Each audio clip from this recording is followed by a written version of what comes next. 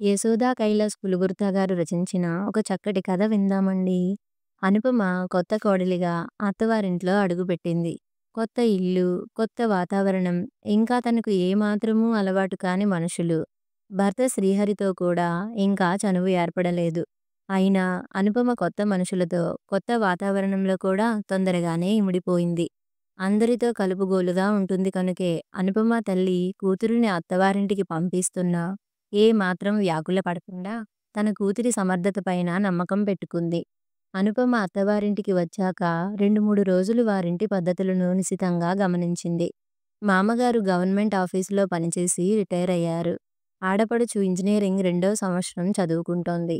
మరిది BCom first year చదువుతున్నాడు. Anupama state bank of ఇండియాలో ప్రొబేషనరీ ఆఫీసర్గా పనిచేస్తుంది. ఇంజనీరింగ్ తర్వాత బ్యాంకింగ్ పరీక్షలు రాసి అందులో సెలెక్ట్ అయింది. భర్త అరబిందో ఫార్మాలో సైంటిస్ట్‌గా పనిచేస్తున్నాడు. తను ఉదయం 9 గంటలకల్లా ఆఫీస్‌కు బయలుదేరుతుంది.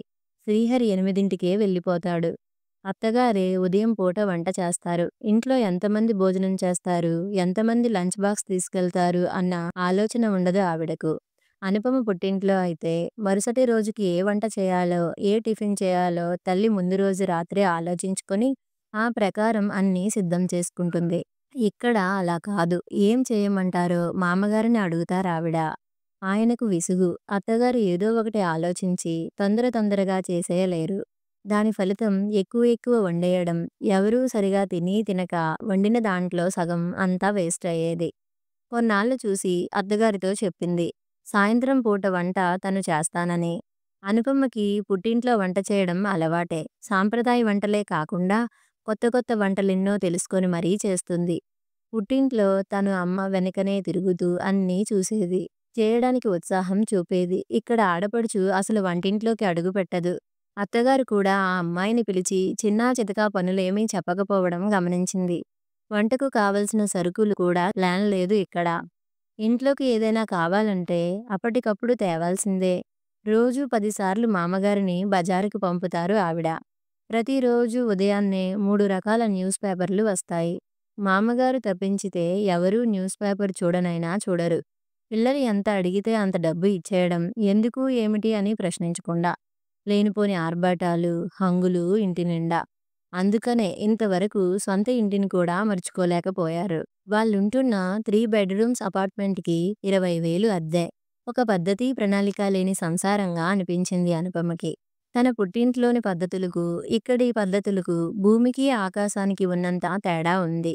ఆ రోజు 1వ తేదీ. శ్రీహరి అనుపమను పిలిచి, ఇకపై ఇంటి వ్యవహారాలన్నీ ఆమెనే చూసుకోమంటూ ఎవరెవరికి ఎంత డబ్బు ఇవ్వాలో చెప్పాడు. శ్రీహరి జీతం అనుపమ జీతంతోనే ఇంట్లో నెలంతా గడపాలని చెప్పాడు. వద్దన్నా తండ్రి ప్రతీ నెల 10,000 ఇస్తూ ఉంటారని, చెల్లెలికి, తమ్ముడికి కాలేజీ ఫీజులు ఆయనే కడతారని చెప్పాడు.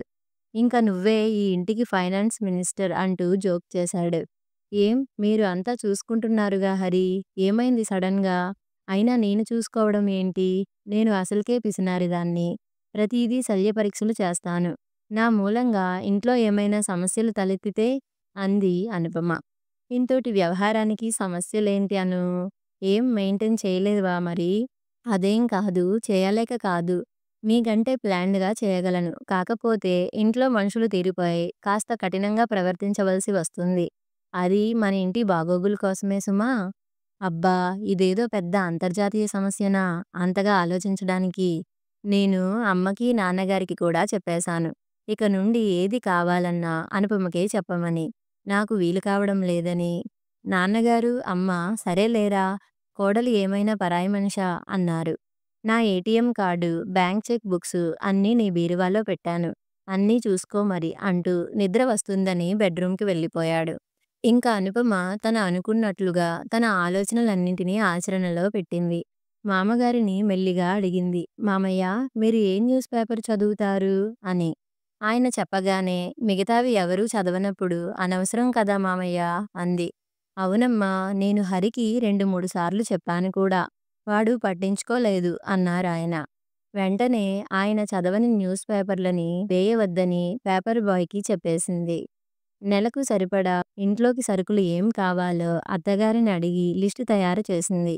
పాలు, కావాల్సిన వాటికంటే అదనంగా 2, 3 ప్యాకెట్లు తెప్పించడం, అవి వాడకపోవడం, విరిగితే బయట పారబోయడం చూసింది. వెంటనే పాల ప్యాకెట్లు తగ్గించేసి, అవసరం అనుకున్నప్పుడు అదనంగా తెప్పించసాగింది. అలాగే వాళ్ళు రెగ్యులర్‌గా వాడే మందులు కూడా నెలకి ఒకేసారి తెప్పించేది. కూరగాయలు కూడా వారానికి ఒక్కసారే తెప్పించేది. దాంతో మాటి మాటికి మా అమ్మగారు సంచి తీసుకొని వెళ్ళడం తగ్గిపోయింది. అలాగే ముందు రోజు రాత్రే ఎవరెవరు టిఫిన్ తిని వెళతారో, లంచ్ బాక్స్ ఎవరెవరు తీసుకెళతారో కనుక్కొని, మర్నాడు ఏమేమి తయారు చేయాలో ముందుగానే అత్తగారికి చెప్పేది. కొన్ని కాయగూరలు ముందు రోజు రాత్రే అనుపమ తరిగి రెడీ చేసేది. సాయంత్రం పూట అనుపమ వంట చేస్తున్నప్పుడు ఆడపడుచు శిరీషను పిలిచి సరదాగా కబుర్లు చెబుతూ ఆమెతో చిన్న చిన్న పనులు చేయించేది. రాత్రిపూట అందరూ ఒకేసారి కలిసి కూర్చుని డిన్నర్ చేసేలా ఏర్పాటు చేసింది. దాంతో వండిన పదార్థాలు కాస్త ఎక్కువైనా అందరికీ తలో కాస్త సర్దేయడంతో మిగులు తగులు ఉండేది కాదు. ఎక్కడెక్కడ వేస్టేజ్ జరుగుతుందో, ఎక్కడెక్కడ అనవసరపు ఖర్చులు జరుగుతున్నాయో గమనించి ఆ ప్రకారం ప్లాన్ చేసేది. ఇలా ఇంట్లో చక్కని ప్రణాళికబద్ధమైన మార్పు వల్ల మామగారికి, అత్తగారికి వారు చేసే పనులలో వెసులుబాటు కనబడింది. అయితే ఇంత చక్కని మార్పుకి ఎవరిలోనూ స్పందన లేదు. అనుపమకి ఒక్కోసారి ఎంతో ఆశ్చర్యం కలిగేది.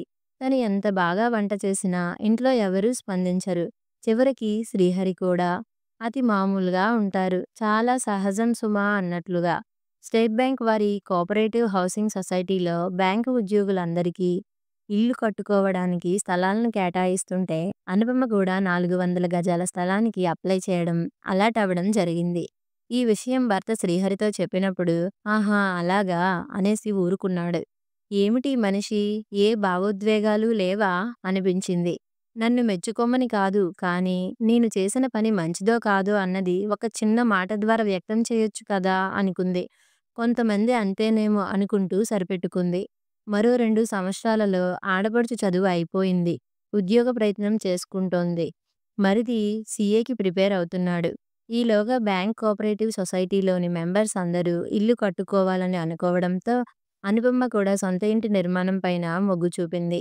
పైన 3 బెడ్‌రూమ్‌లు, కింద సింగిల్ బెడ్‌రూమ్ హాల్ అండ్ కిచెన్‌తో డూప్లెక్స్ హౌస్‌కి ఎస్టిమేషన్ వేయించింది. తన జీతం, శ్రీహరి జీతం పైన హౌసింగ్ లోన్ తీసుకుంటే ఇల్లు కట్టుకోవచ్చని తెలుసుకొని శ్రీహరితో చెప్పింది. జీతంలో ఎక్కువ భాగం లోన్‌కి పోతే ఇంట్లో గడవడం కష్టమేమో కదా అన్నాడు. కొంతకాలం కాస్తంత టైట్‌గానే ఉంటుంది హరి. కొన్ని అనవసరమైన ఖర్చులు తగ్గించుకోక తప్పదు. కానీ ఇల్లు మన చేతికి వచ్చాక కొత్త ఇంటికి మారిపోతే మనం ఇస్తున్న ఇప్పటి ఇంటి రెంట్ ఉండదు కదా! అయినా మీకెందుకు, నేను మెయింటైన్ చేస్తాను కదా అంది. దాంతో నీ ఇష్టం అంటూ అంతా అనుపమ మీద వదిలేశాడు. మొత్తానికి ఇంటి నిర్మాణానికి కావలసిన లోన్ కూడా శాంక్షన్ అయింది. అనుపమ చాలా ఆనందంగా ఈ విషయం శ్రీహరికి చెప్పగానే అవునా అన్నట్లు తల పంకించాడు. కొత్త ఇల్లు కట్టుకుంటున్నామన్న భావోద్వేగం అతనిలో ఏమీ కనబడలేదు. కానీ అనుపమ అంతరాత్మ మాత్రం అనుపమ భుజం తడుతూ చాలా మంచి పని చేస్తున్నావను అంటూ అభినందించింది. ఈలోగా అనుపమకి ఒక ప్రమోషన్ కూడా వచ్చింది. బ్యాంకింగ్ ఎగ్జామ్స్‌కి కష్టపడి ప్రిపేర్ అయ్యి పాస్ అయినందుకు ఈ సంతోషకరమైన వార్తని ఇంట్లో అందరికీ చెప్పాలని స్వీట్స్ కొనుక్కొని వస్తుంటే అనుపమ అంతరాత్మ అనుపమని నిలదీస్తూ ప్రశ్నించింది. పిచ్చి అను, నీకు ప్రమోషన్ వచ్చినందుకు ఎవరు నిన్ను అభినందిస్తారని అంత ఉబలాటం అంటూ.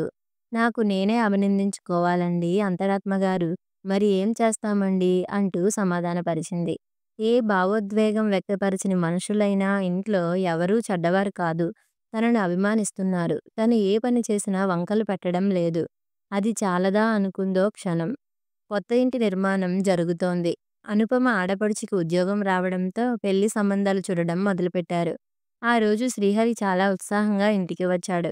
భర్తను ఎప్పుడూ అంత ఉత్సాహంగా చూడని అనుపమ కారణమేమిటో అనుకుంది. కాఫీ అందిస్తుండగా శ్రీహరి చెప్పాడు. తనకు సీనియర్ సైంటిస్ట్‌గా ప్రమోషన్ వచ్చిందని, జీతం కూడా బాగా పెరిగిందని. అనుపమ అతి మామూలుగా అవునా అందే గాని ఏ మాత్రం సంతోషాన్ని వ్యక్తం చేయలేదు. ఏమిటోయ్ ఇంత శుభవార్తకు రెస్పాన్సే లేదు రాణిగారి నుండి అంటున్న శ్రీహరి మాటలకు, ఇక్కడ ఈ ఇంట్లో ఈ మనుషుల మధ్య ఏ శుభవార్తలకైనా ఎవరికి వారే అభినందించుకోవాలండి మహాశయ అంటూ ఉడికించింది. చూడండి హరి, మీ దాకా వస్తే గాని అర్థం కాలేదు. మీకు ప్రమోషన్ వస్తే నా నుండి కంగ్రాట్స్ ఆశించారు.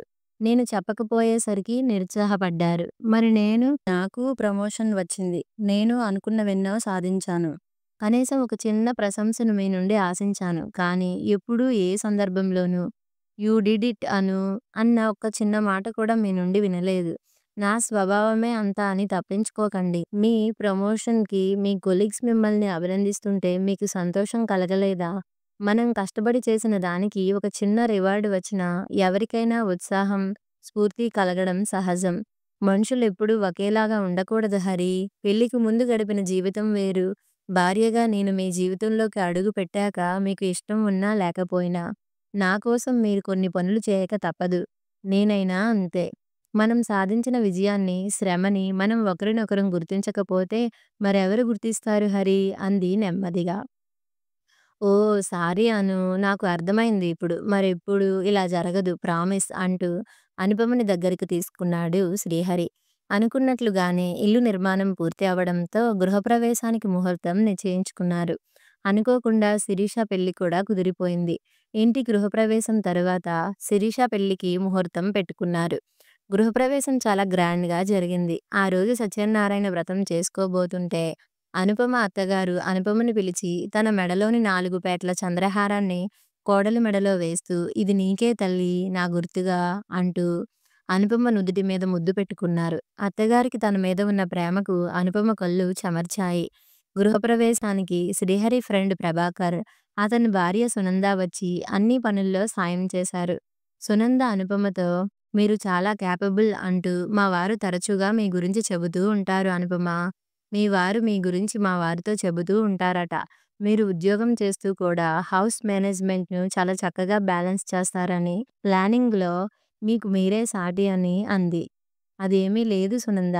ఇంట్లో వాళ్ళందరూ ప్రేమగా ఉండి సహకరిస్తే ఎవరైనా ఏదైనా సాధించగలరు" అంటూ చిరునవ్వు నవ్వింది. శ్రీహరి తన గురించి తన ఎదురుగా ఏమీ మెచ్చుకోకపోయినా, స్నేహితులతో భార్య గురించి గొప్పగా చెప్పడం అనుపమని సంతోషపెట్టింది. ఇల్లు కట్టుకున్న ఆనందం కంటే భర్త ప్రశంస అనుపమ మనసుని ఎంతగానో మురిపించింది. తను ఎదుటివారి మెప్పుదల కోసం ఆరాటపడడం లేదు. ఒక చిన్న ప్రశంస తనకి మానసిక ఉత్సాహాన్ని ఇస్తుంది కదా అని అనుకోవడమే. ఫంక్షన్ హడావుడి అలసట అంతా తీరిపోయాక అనుపమ మామగారు కూతురి పెళ్లికి ఎంత ఖర్చు అవుతుందో అని లెక్కలేసుకుంటున్న తరుణంలో అనుపమ 5,00,000కు చెక్కు రాసి శిరీష పెళ్లి ఖర్చులకు వాడండి మామయ్య అంటూ ఆయన చేతిలో పెట్టింది. ఇదేమిటమ్మా ఇంత డబ్బు ఎక్కడిది? అప్పు చేసి ఇస్తున్నది కాదు కదా అన్నారాయన. లేదు మామయ్య, శిరీష పెళ్లికని ఎప్పటినుండో మా ఇద్దరి జీతాల నుంచి కొంత డబ్బు సేవ్ చేస్తూ వచ్చాను. సడన్‌గా కుదిరితే డబ్బుకి ఇబ్బందవుతుందేమోనని. ఇంకా సరిపోకపోతే ఏదైనా లోన్‌కి అప్లై చేస్తాం అని చెప్పింది. కోడలి మంచి మనసుకి ఆయన హృదయం పులకించింది. మా ఇంటి కోడలిగా వచ్చినప్పటి నుండి నిన్ను గమనిస్తూనే ఉన్నానమ్మా. ఉద్యోగం చేస్తూ కూడా ఇంటి బాధ్యతలను ఇంత చక్కగా ఒక పద్ధతి ప్రకారం నిర్వహిస్తున్నావు. పొదుపుగా ఉంటూ సొంత ఇల్లు ఏర్పరుచుకోవడమే కాకుండా శిరీష పెళ్లికి కూడా ఆర్థికంగా సహకరిస్తున్న నిన్ను భగవంతుడు చల్లగా చూడాలి తల్లీ అనగానే వినయపూర్వకంగా ఆయనకు నమస్కరించింది అనుపమ. మా అమ్మగారి ప్రశంస అనుపమలో ఒక కొత్త ఉత్సాహాన్ని రేకెత్తించడమే కాకుండా ఇది నా ఇల్లు, ఈ ఇంటిలోని వారందరూ నా వాళ్ళు అన్న ఒక ఆత్మీయ భావన ఆమె మనసుని మురిపింపజేసింది. కథ సమాప్తం.